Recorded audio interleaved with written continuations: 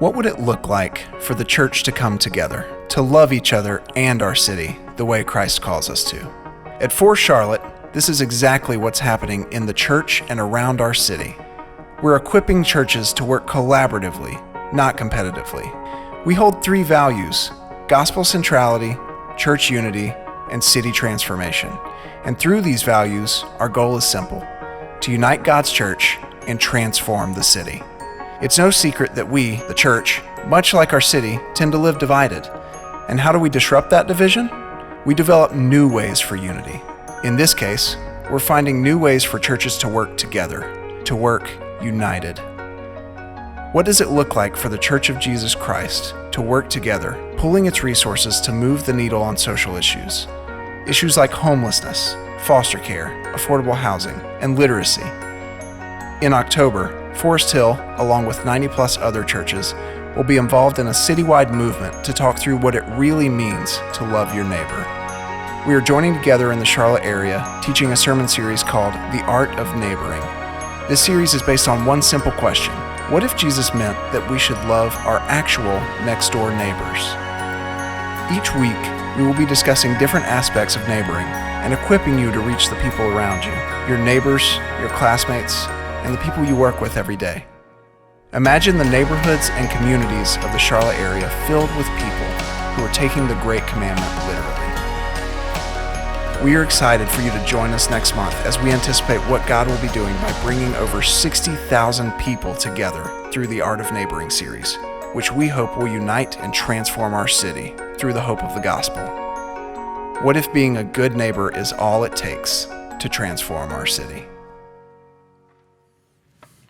Isn't that something wonderful to consider? 60,000 people in churches. Sometimes, we want to continue to ask you to invite people to come and be a part of the worship experience, but here's the deal. The church is already out there where people live, and we hope that this month will make a difference in the city of Charlotte because of members of the body of Christ who will take seriously the call of Jesus to love the people that are right around us. Thanks again for coming and being a part of this series as we continue in this issue of margins. We identify that margin is that place between our load and our limit.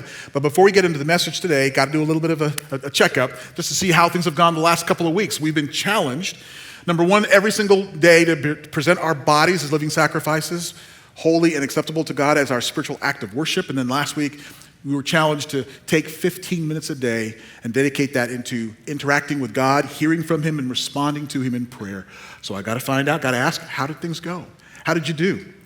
Was that something that's becoming a part of your regular practice? It's one thing to be able to say, well, I tried it, and either it didn't work or I dropped off, or to say, no, this is a priority, and I want to make this a habit. So wherever you may be, I want to continue to encourage you because of how important it is that we live under the kingdom reign of God, the full range of His effective will. I encourage you every day to present yourself as a living sacrifice to God, and every day to take the time to interact with this one who loves you and loves us so very, very much. We're talking today about the margin of finances, margins of money, property, wealth, resources, those things that are of value to us, those material things that God has entrusted to us, and about how to live managing that in a way that reflects His kingdom priority. Here's a question, however, that we got, I think it starts off with, is what do you believe to be the purpose of wealth? What's the purpose of wealth? I think you answer that question on the basis of who you believe the source of that wealth really is. Sometimes there's one of two different choices. Either we can say, I'm the source of that wealth, I worked hard, I earned it, and therefore I have the right to determine how that wealth should be distributed. I remember my first encounter with real wealth when I was 14 years old, and I was throwing paper for the Miami News in Miami, Florida. And I had the opportunity of being able to go door to door to my customers to get their subscription fees, and I would take a portion of that and give it to the Miami News, and then the rest of it was mine as pay for what I did. And I remember the first several times that I had all this money in my paper pouch, and I realized, looking at all the dollar bills and whatever, I said, now I'm rich. I'm rich. And so what I did with that money was I went to the 7-Eleven. Almost every single time I went out collecting money, went to the 7-Eleven, bought myself half a dozen Velvet Cream donuts. We didn't have Krispy Kreme back then, it was Velvet Cream donuts, a handful of Marvel comics, and a bottle of Gatorade. And I was like, life can't get any better than this. I'm a rich man. I can determine exactly how I spend my wealth. I did tithe money and I put some in savings, but I had the privilege and the freedom of experiencing that kind of wealth. We can just say that the source of wealth is kind of us, we're in charge of that. Or number two, that we believe that God is the source of all that has been given to us. And if that's the case, then how we earn it, how we save it, and how we spend it needs to reflect kingdom priorities, if indeed God owns everything. And that wealth and resources, it needs to be distributed in such a way that it reflects the priorities of his kingdom to accomplish his purposes. That the full range and the effective will of God, his goodness to me, is designed not only to meet my needs, but to address the needs of others as well. The problem, however, is you and I, even as followers of Jesus Christ, we get to the point where we kind of believe that it's ours, and we begin to kind of possess it. We begin to not see ourselves as stewards, but as owners of the wealth. And it creates sometimes a problem of obsession. We talked about last week the fact that time is a fragment of eternity that God has entrusted to us as a solemn steward. Let me suggest to you that wealth, property, possessions, is a fraction of the infinite riches of God that he has entrusted to us to manage for his glory. Let me say that again. That material wealth, possessions, is a fraction of the infinite riches of God that he has entrusted to us to manage for his glory. Part of that is for our needs, yes. But also an aspect of that is how that can be of a blessing to others in furthering God's goodness in our life and in the lives of other people as well. But as I said before, the problem is sometimes we get to thinking that we kind of own it, and it's more about our possession of it. And in the pursuit of possessing, we can sometimes be possessed by our own possessions, this possession obsession. I think it kind of starts off with an identity crisis, forgetting whose we are and who we are, and forgetting the fact that God created all of us, that we start off all as creatures. That God has entrusted the whole world to us, but that because of sin, because of rebellion, we moved into this other category where we are separated from God because of the sin. But that through the grace, his riches in mercy through Jesus, that he saves us, that Christ's sacrifice for us, his resurrection from the dead, buys us and brings to us a brand new citizenship, and that God now directs our life, and that we are now saints. And saints aren't special people who have done phenomenal things. That saints are people who have been saved and are in the process of being transformed into the image of Jesus Christ. But that also from saints, that we were also therefore made stewards, caretakers of all of God's riches, managed for his glory, our good and the good of others that are around us. But unfortunately, somewhere between that saints and steward part, we become more obsessed with what we have. We become more obsessed with how much we have rather than defining our life and what we have on the basis of how we use it. We can find ourselves oppressed by the triune forces of my needs, my wants, and my feelings. And we earn, we save, and we spend based on what I need, what I want, and how I feel. And folks, that can cause us, rather than managing things, it can cause us to actually hoard. And when we begin to hoard the resources of God for ourselves, we actually disqualify ourselves from experiencing the richness and goodness of God. The Apostle Paul tried to share that with his spiritual son, Timothy. In 1 Timothy chapter 6, he says this: "Godliness with contentment is great gain. For we brought nothing into the world, and we can take nothing out of it.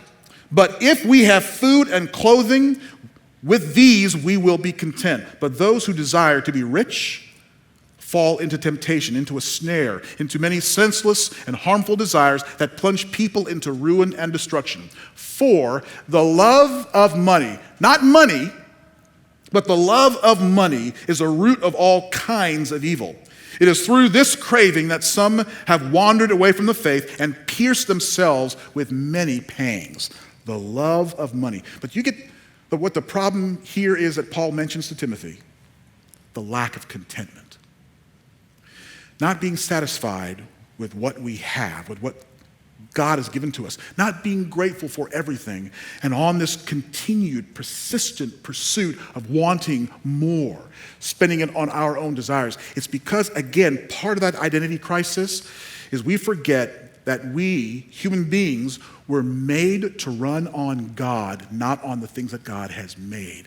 The essence and the success of our life is how we depend upon Him, and that we seek our satisfaction, true satisfaction, in Him and not simply just in His creation. That lack of contentment can also kind of devolve into a sense of entitlement.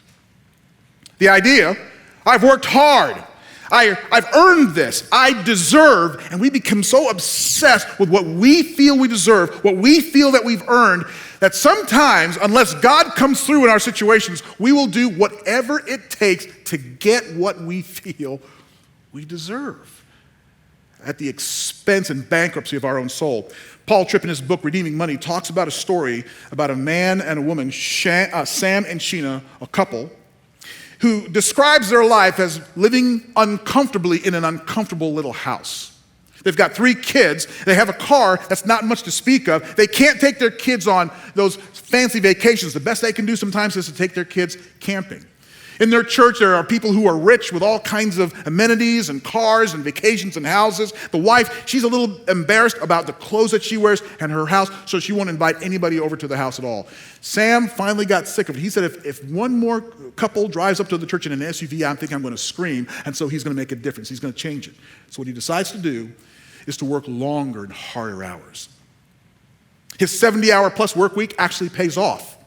He gets a promotion, gets more money. They get the chance of being able to afford the bigger house, the better car, the more fancy vacations to Disney, Grand Canyon, those kinds of places. But it comes at a cost. Turns out that Sam is no longer spending as much time with his family because the margin for that is gone, and he's investing so much in the work. Paul Tripp, the counselor, talks about the time that Sam is now before him after his wife Sheena has packed up the kids and left him. Turns out that she accused him of spending and loving his work more than her and the kids. He accused her of being an ingrate, ungrateful for all the hard work that he had done to be able to provide for his family. And so she packed up the kids and left him alone in the big fancy house that they bought. Sam was to identify, like many of us in this room may have experienced, or we know of people who have, that money indeed can buy incredible experiences and things, but it still is completely inadequate of being able to provide satisfaction and true happiness. And we can end up, although filled with a lot of stuff, bankrupt with the things that matter. No more margin of being able to experience the goodness of God. Folks, there is a desperate need for a kingdom-oriented perspective in our resources. No one does that better than Jesus does. In the book of Matthew, Matthew's biography of Jesus, and Jesus is the one speaking in Matthew chapter 6. And so in the honor of the one who inspired the word and the reading of it, if you are able, may I ask you to stand. We'll take a look at this passage of Matthew chapter 6, beginning with verse 19. Jesus is the one who is speaking. He says this: "Do not lay up for yourselves treasures on earth where moth and rust destroy and where thieves break in and steal, but lay up for yourselves treasures in heaven where neither moth nor rust destroys and where thieves do not break in and steal. For where your treasure is, there your heart will be also. The eye is the lamp of the body. So if your eye is healthy, your whole body will be full of light. But if your eye is bad, your whole body will be full of darkness. If then the light in you is darkness, how great is the darkness? No one can serve 2 masters, for either he will hate the one and love the other, or he'll be devoted to the one and despise the other. You cannot serve God and money." Literally, the words of the Lord. You may be seated. Unlike nobody else, Jesus gives the context of what it means to live life under his authority. Why? He's the king. He's not just bringing a message about the kingdom, it's the king himself communicating, and this message is not for everybody, folks. It's not for everybody because there's some people who will refuse to submit their life to his authority. Jesus is speaking that for those who have made the decision, who've come to an awareness of their spiritual poverty, their spiritual bankruptcy, in realizing the riches and the mercy of God has given them the chance of being qualified on his terms to become sons and daughters, recipients of grace, forgiven of their sins through Jesus' atoning sacrifice and his resurrection from the dead, that those who place their faith and trust in Jesus, they are reborn with a new purpose, a new identity, a new inheritance, and a new perspective that they live their lives as those who are under the authority. Jesus says, here's how life in the kingdom is. As a matter of fact, we'd say this, that those who live under the authority of Jesus, that there is less and less room for anxiety about the things of life because they live with a growing, ongoing trust and faith and confidence in Jesus Christ. And so he talks to us about how to do the whole thing of finances, and he's kind of like the eternal estate planner that says this: money, possessions, property, whatever is of value, don't store up your treasures where moths and rust can eat away at it or thieves break in and steal. The idea of moths and rust, those are those little things you don't really even notice the damage that they're doing, right? It eats away a little at a time, and you can't really, it's imperceptible until you get to a certain period of point and you realize how ruined the investment is by these things that corrode and eat away.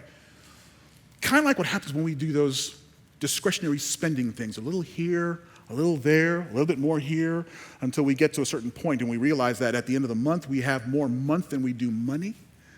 And we've allowed those kinds of choices, needs, wants, and feelings to chew away and eat away at our inheritance. Or Jesus talks about thieves that break in and steal.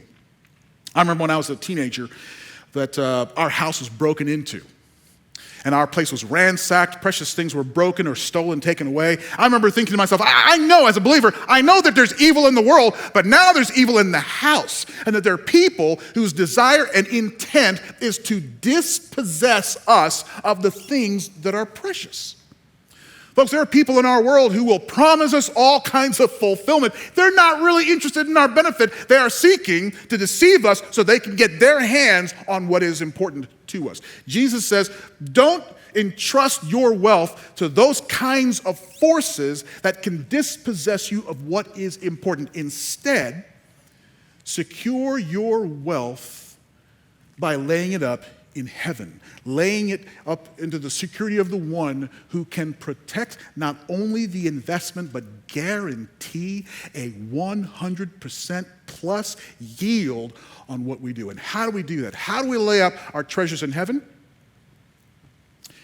Generosity, sharing. It is the essence of the nature of God and of Jesus Christ as giving, to make sure that what we have been given is managed in a way that actually produces benefit, not just on planet Earth, but in heaven as well. Jesus says, lay it up in that way, being generous, sharing out of what you have rather than hoarding it in a way that is immune to the forces of inflation or unemployment rates or interest rates or the natural disasters or man-made disasters or what's happening in the political world in this country and in other countries or oil tankers that get blown up, that our wealth is not dependent upon the forces that are on earth, but it rests securely in the hands of the one who can guarantee that as we invest our life, as we share what has been given to us, that there is an eternal yield. The problem, however, Jesus says it's an issue of the heart. He says in verse 21, where your treasure is, there your heart will be also. That's a question I think that you and I have to regularly evaluate ourselves with. What is really the passion and the desire of our heart? When we say that we want to seek the kingdom first, it's something that's easy to say, but how is that actually being played out in our life? For instance, in the area of time, we say that we seek the kingdom first. One of the places to go to is our calendar, to take a look at it and identify, for all the things that I've done, how much of that was spent on my issues, on my priorities, and how much of that was invested in the priorities of the kingdom, serving for the benefit of others. In the area of our finances, it's easy for us to take a look at our budget and say, let's make sure that we're budgeting in a way that supplies opportunities to share for kingdom needs. But hey, I know how to do a budget. I know how to get it written and set down and then ignore it. okay? Where I can pretty much do whatever I want to in spite of the fact I've got a budget. So how about this? How about rather than checking the budget to see if we're really serious about our priorities, check the financial statements that the bank sends you. They tell you exactly and show you exactly what you spent. For me, every time when I take a look at that, I'm like, oh my goodness, I got to rewrite some things because sometimes spending can sure enough reveal that we are more interested in our kingdom than His. No matter what we say, how we live our life is the evidence of that. So let me ask you and myself, what dominates your thinking? What dominates your dreaming? What are you focused on? Doing something with, doing something about. That might be an indication of the condition of our heart or how we are laying up our treasures properly. Jesus would go on to say this, the eye is the lamp of the body. So if your eye is healthy, what you're focusing on is proper, your whole body will be full of light. But if your eye is bad, focused on those things that will not have any benefit whatsoever, your whole body will be full of darkness. If then the light is in you is darkness, how great is that? The eye is kind of like the shutter, the camera shutter of the soul.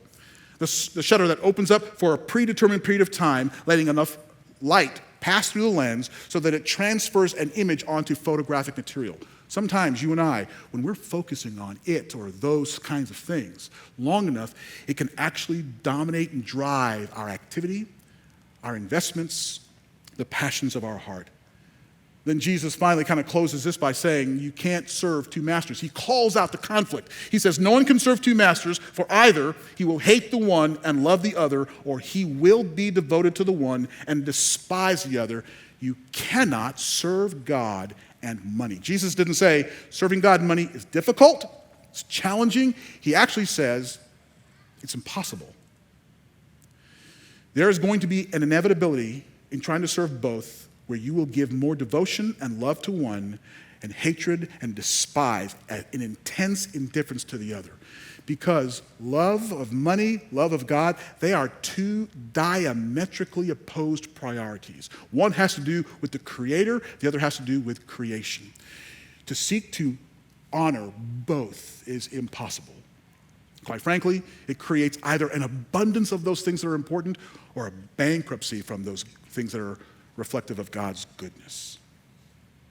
And so if we're to learn how to be able to manage properly what God's given to us, it first of all starts with acknowledging whose it is and the purposes for which God has given us those so that we can manage them for His glory. So here are a couple of practical applications, some tips about how to be able to get some financial margin. Some of these things many of you will already know. For instance, number one, set and budget to priorities. Take the time to sit down and identify and budget to those things that need to be paid for, as well as to identify those things that don't need to be paid for and cutting that out of the list. The idea is to spend in accordance with your income and live within your means with contentment about what the priorities are and gratitude with what you've received. Take the time to review on a regular basis your spending habits. Number two, increase your savings. Increase your savings. Making sure that out of your income, that there's a certain amount that is transferred from your income to the places where you've got some long-term investment, some long-term goals. Maybe about that very special vacation that you want to be able to do, or gifts, or maybe paying down the student loan, but that you set aside the money to be able to do that and increase the savings. One of the ways for me, I make sure that in my bank, right when the money comes in every single month, that money is transferred automatically to a savings account. Some economists say that what you need to do, especially for those unforeseen emergencies, is to save enough to have 3 to 6 months of savings that's equal to how much you would actually spend in your regular finances. Number three, pay down your debt. To fast track your debt retirement by making sure, if you can, to pay a little bit more than your monthly minimum. But I would also say this, discard or discredit your credit cards. I had a period in my life where our spending was out of control, and so I came to the point of actually taking a scissors and cutting up the credit cards so I could no longer use them. Except for emergencies, I kept just one, but no longer applying plastic to your needs and making sure that you weren't increasing the debt. A couple of other things. Slow down impulse spending. Slow down impulse spending. In other words, if the vendor is saying, I need a decision now, then I've been able to say, if you want a decision now from me, the answer is no. Or to sleep on it, to give yourself 24 hours before you make a decision on that incredible deal. And to think through that, because sometimes when we wake up, we realize, okay, it wasn't that incredible as it was yesterday. So to slow down the impulse spending, also unsubscribe from all those emails that send you the marketing, promotional strategies and such. Number 5, set some seasons of spend fasting. Seasons of spend fasting. In other words, for many of us, we have those particular recreational things we do every week or every day, the very large or venti or whatever else, chai latte. Or the number one thing that people says, that economists says, is one of the places that kind of siphon off a lot of our money is eating out. Dining out is like the number one thing where people lose money. It's been shown that for one person to eat fast food for lunch every day of a 5-day work week, you can spend anywhere from $1,500 to $2,500 a year for one person fast food. Think about what that's like for a family to do that on a regular basis. So, I'm not saying cut that out of your life altogether, but maybe for just 1 month to say, we're not going to participate in those particular things. You will get a surplus. There will be more margin. Which brings up the next thing, and that is, when there's a surplus, consider stewarding that surplus for the benefit of others as well. Don't just say, I've got all this money, it's all mine. No, use it for your needs, but also consider, how can I use a portion of that to benefit someone else? In that way, we're attempting to seek first his kingdom and his righteousness with what God has given to us. Because, folks, here's the deal. As citizens of the kingdom, we were designed to be conduits, not containers. We were designed by God to be funnels, not reservoirs of his goodness. In the very same way that he's given to us, that our lives are avenues through which his goodness can be expressed to those that are around us. But listen, I know that there are maybe some of us in the room, we've maybe fallen on some hard times, or we're going through some financial struggles right now. And as you even hear this message, I don't want you to leave here with guilt or shame, because all of us can get to that place from time to time. And if you need some help, Forest Hill stands ready to be able to give you encouragement. We've got financial coaches, and so if you need that, I encourage you to email mitchell.jones@foresthill.org. We've got financial coaches, and he's the one that can enable you to be set up with those kinds of people to help you identify where you are and how to get to the place to where you are living in a way that's kingdom-oriented in your finances. Don't try to solve this alone. We want to be able to help and get you to the place where you can experience margin in your finances to invest in his kingdom. About once a year, many of us, if not all of us, have this wonderful interaction with the Internal Revenue Service, something we look forward to with a lot of great joy. And what the Internal Revenue Service is that they tax our income to help pay for government services and such. I want to talk with you about the Eternal Revenue Service. That rather than taking from your income, the Eternal Revenue Service actually invests your resources in a way that actually creates even greater savings eternally that have benefit now and forever. Investing what God has given to us in a way that as we share it through generosity, we actually add to our financial portfolio in a sense.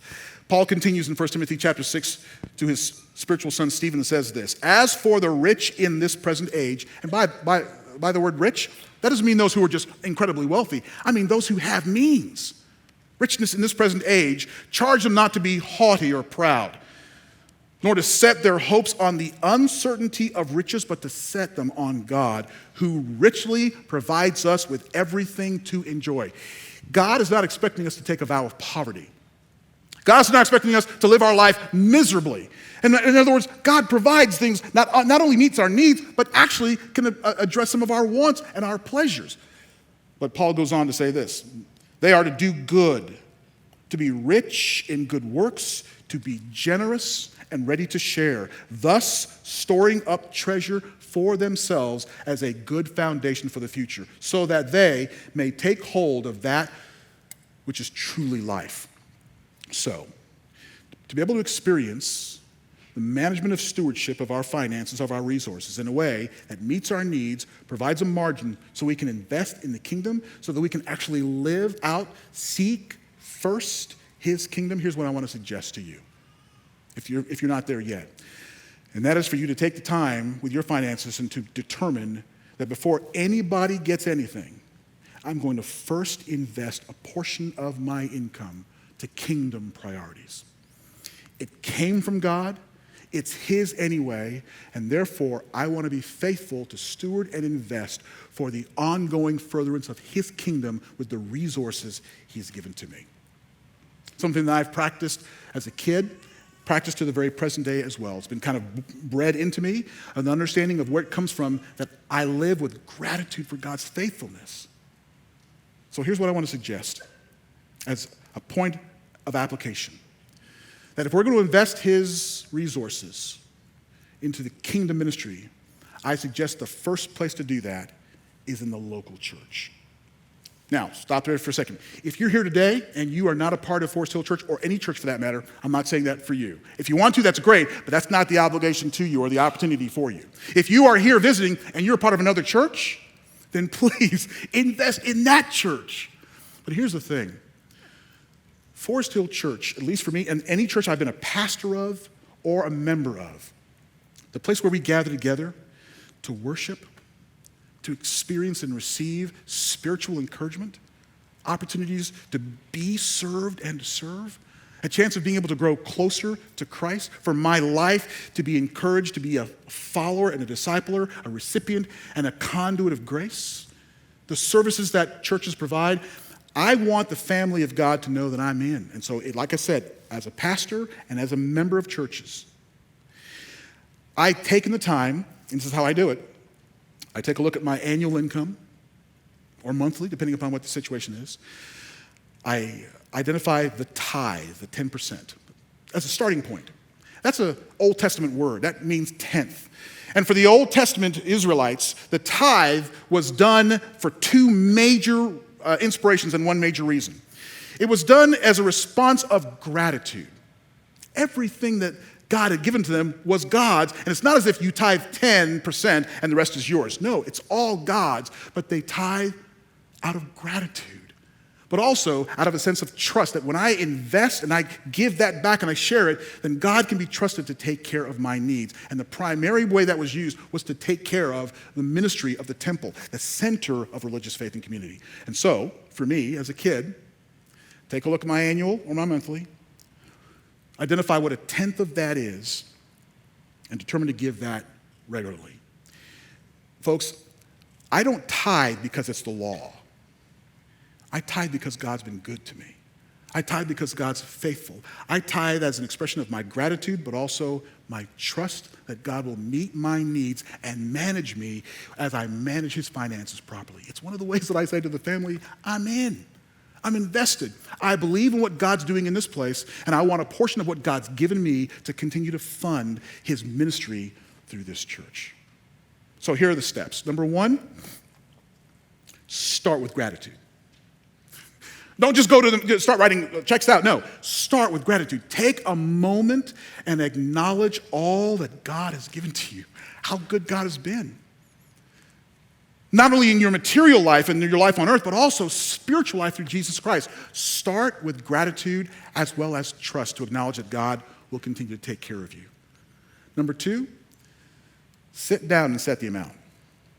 Count it up, add it up, do the calculation.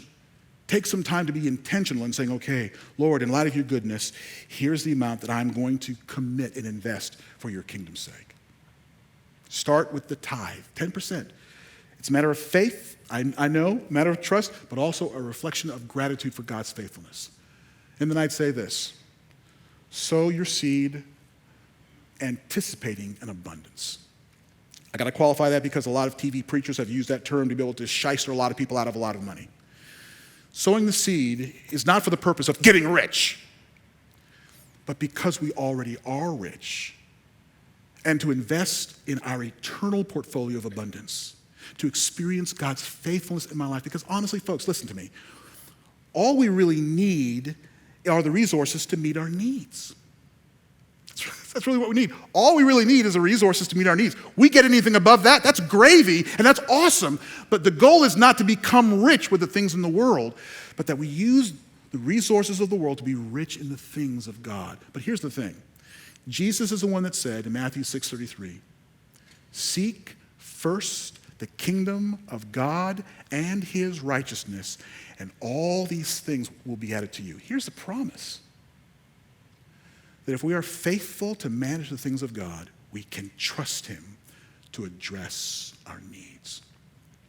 That, as difficult as it may sound, is a promise that we can practice with faith to rely upon God and not simply our ability to get. And we sow our seed, we sow that faith, we sow that expression of gratitude and trust in God, and expect that God will address our needs, but also give us enough out of which we can be a blessing to others. That's a reflection of God's character, of God's heart, as one who was generous with his son, generous with all his riches. He wants us to be the same, but it requires intentionality, faith, and trust with gratitude in a God who has proven over and over again that he is worthy of our trust. Here's a big idea. Kingdom-inspired giving that's inspired by love and trust and grace and gratitude leverages the goodness of God for all. Kingdom-oriented giving inspired by faith and trust and love and thanksgiving leverages the goodness of God for all. I want my life to be a conduit of blessing even as I've received. And if we're going to live as people, as citizens of the kingdom, we must break the back of selfishness and consumerism by lovingly, willingly sharing with others what God has given to us, and thereby experiencing more of the generosity and love and trust of God himself. That's for kingdom citizens who desire to live under that authority. I pray that you and I would make the choice, both in presenting our bodies, in managing our time, and in managing our finances, to experience the majesty of his margin in our life. I want to ask you to take a few moments, if you would please, to connect with God, to pray to God. If you want to, you may close your eyes, bow your heads, because you've heard enough from me. I hope that you've heard from God, but maybe right now there's something that God needs to hear from you. Maybe this can be the time where you offer just prayers of confession, knowing full well that God holds no grudges. He's not angry, but there's an opportunity for freedom. If you would just say, God, I've really kind of squandered. I've been spending my resources on myself. I'm ready to make a change to reinvest my money, my resources in a way that honors your purposes.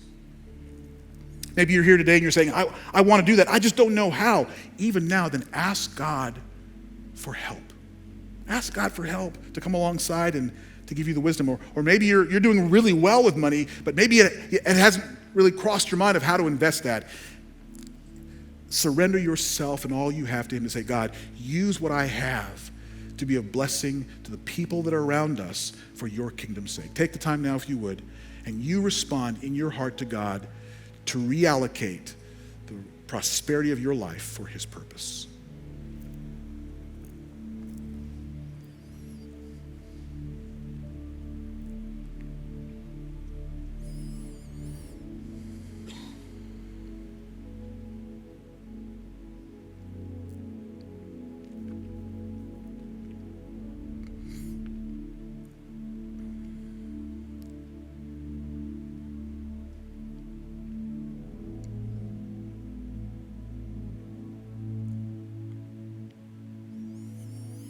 Father, I know that this can be really, really difficult a message to hear.